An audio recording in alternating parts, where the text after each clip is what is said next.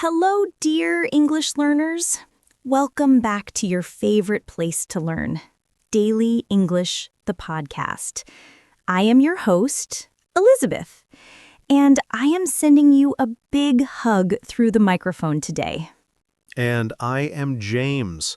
It is so wonderful to be here with you, Elizabeth, and with all of our amazing listeners, deeply connected to us from all over the world.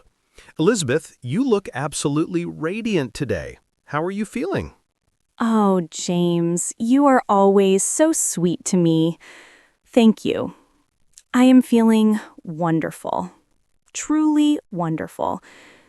Mostly because I get to sit here, across from you, and talk about English. It really is the best part of my day. It is the best part of my day too, Elizabeth. Truly, I look forward to this all week. So, Elizabeth, today, we have such a relatable topic for our friends listening. We are talking about daily schedules. Yes, daily schedules. This is the rhythm of our lives. It is how we spend our time. And time is so precious, isn't it? Knowing how to describe your day is essential for connecting with people. Absolutely essential. Whether you're talking to a neighbor or maybe someone you have a crush on, you need to share what you do. So, Elizabeth, shall we start as the sun starts? With the morning? The morning. Yes. It is such a magical time. Well, honestly, James, my morning starts slowly. Very slowly. I wake up, but I don't get up immediately. Do you know that feeling? I know that feeling very well. It is so cozy under the blankets, isn't it? Listeners, notice the difference Elizabeth used there. To wake up means your mind opens. To get up means your body leaves the bed. Elizabeth, what keeps you in bed? Well, usually I am dreaming, and sometimes I just want to stay in the dream a little longer. But eventually, I get up, and the first thing I do is open the curtains to let the sunlight in. It makes me feel happy. I can just imagine that. You, standing in the sunlight. That sounds beautiful. For me, my schedule is a little bit stricter. I wake up and I immediately make my bed. It helps me feel organized. You make your bed every single morning? James, that is so disciplined. I admire that about you. You are very responsible. After I get up, I head straight to the kitchen because I need coffee. Ah, yes, the coffee ritual. I think many of our listeners love coffee too. So we can say, I brew coffee, or I make a pot of coffee. The smell of coffee in the morning is just heavenly, isn't it? It is the best smell in the world. It wakes up my brain. I sit with my cup and I just listen to the birds outside. It is a quiet moment in my schedule before the busy day begins. Do you eat breakfast, James? I do. I never skip breakfast. It gives me energy to be my best self. Usually, I have oatmeal and fruit. It is simple, but healthy. I want to stay healthy, hopefully, to live a long life. Please do stay healthy, James. We need you around for a very long time. So after breakfast, we have the bathroom routine. I brush my teeth, wash my face, and get dressed. These are simple daily habits. Exactly. Habits. That is a key word. We use the present simple tense here. I brush, I wash, I dress. Because we do it every day. It is consistent. Just like my friendship with you, Elizabeth. Consistent. Giggles. Oh, stop it. You are making me blush again. Okay, so after we are dressed and ready, we have to leave the house. We call this the commute. Can you explain commute for our lovely listeners? Of course. Commute. Commute. This is the journey you take from your home to your workplace. It can be by car, by bus, by train, or even walking. Elizabeth, tell me about your commute. Well, my commute is a bit long. It takes about 45 minutes. I take the bus, but I don't mind it too much. I use the time to look out the window and think about life. Or I listen to romantic songs. Romantic songs? Really? I wonder who you are thinking about when you listen to them. My commute is short. I drive my car, but sometimes the traffic is bad. Traffic means too many cars on the road. Ugh, I hate traffic. It can be so stressful. But James, you are always so calm. I bet even in traffic you are relaxed. So, once we arrive at work, the main part of the schedule begins.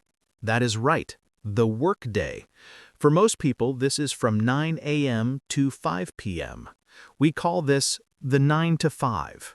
During this time, we have meetings, we check emails, and we work on projects. Elizabeth, are you busy at work usually? Yes, usually I am very busy. I have a lot of tasks to do. A task is a small job or assignment. Sometimes I feel a bit overwhelmed. Overwhelmed means I feel like I have too much to do, but I try to stay positive. You are doing great, Elizabeth. You are so hardworking. I wish I could come to your office and help you with your tasks, just so you wouldn't feel overwhelmed. But everyone needs a pause in the middle of the day, the lunch break. The lunch break, my favorite time. It is usually at 12 or 1 p.m. It is time to recharge. Listeners, recharge is a great word. Like a battery, we need to get energy back. James, what is your ideal lunch? My ideal lunch? Well, honestly, my ideal lunch would be a picnic in the park with you. Eating sandwiches, sitting on the grass, watching the clouds. That sounds much better than eating at my desk. James, that sounds like a dream date, not just a lunch break. We should definitely do that someday. But usually, in reality, I just eat a salad at my desk. It is not very exciting, but it is part of the schedule. We will make the picnic happen. I promise. Now, let's talk about the afternoon. Specifically, the afternoon slump. This happens around 3 p.m., when your energy drops and you feel sleepy. The slump. Yes, I struggle with this every day. I find myself yawning. To yawn, that is when you open your mouth wide because you are tired. What do you do to fight the slump, James? I like to stretch my legs. This idiom means I stand up and walk around a little bit. Maybe I go get a glass of water, or I just walk down the hallway to say hello to a colleague. Movement helps wake me up. That is good advice. Movement is medicine. And then, finally, the clock hits 5 p.m., or maybe 6 p.m., and it is time to get off work or wrap up work. To wrap up means to finish. The best feeling of the day, wrapping up. You turn off your computer, you say goodbye to your coworkers, and you start your journey home. This transitions us to the evening schedule, my personal favorite time. Mine too. The evening is for us. It is our personal time. When I get home, the first thing I do is change into comfortable clothes. I put on my pajamas or sweatpants. I want to feel cozy. Cozy is important. You deserve to relax. After I change clothes, I usually start cooking dinner. I told you before, I love cooking. It is my way of unwinding. To unwind means to relax after stress. Happy. I love that word. Unwind. It sounds so gentle. What do you usually cook, James? I imagine you are a very good chef. I try my best. I like making pasta, or maybe grilling some vegetables. I pour a glass of juice, put on some jazz music, and just enjoy the process. It is very romantic, even if I am alone. Oh my, jazz and pasta. You really are the perfect man, aren't you? My evening routine is a bit simpler. I usually make a quick sandwich, and then I do some chores. Ugh, chores. Nobody likes chores, but they are necessary. Chores are things like doing the dishes, taking out the trash, or doing laundry. If we don't do them, our schedule gets messy, and our house gets messy too. Exactly. And I like a clean house. A clean space equals a clean mind. After chores, I have my free time. This is crucial. I might read a book, or watch a series on TV, or call my mom. Calling family is so important. It shows you care. That is a lovely part of your schedule. For my free time, sometimes I study something new, or I work on a hobby, like writing poetry. Poetry. James, you write poetry? You are full of surprises. Will you read me a poem one day? Maybe, if you ask nicely. It is just a small hobby, but hobbies are important for a balanced schedule. You cannot just work and sleep, you need passion in your daily life too. Passion is very important. You are so right. And then, after all the activities, the day comes to an end. It is time for bed. I usually go to bed around 10:30 p.m. I'm sleepy by then. That is a good time. It ensures you get enough sleep.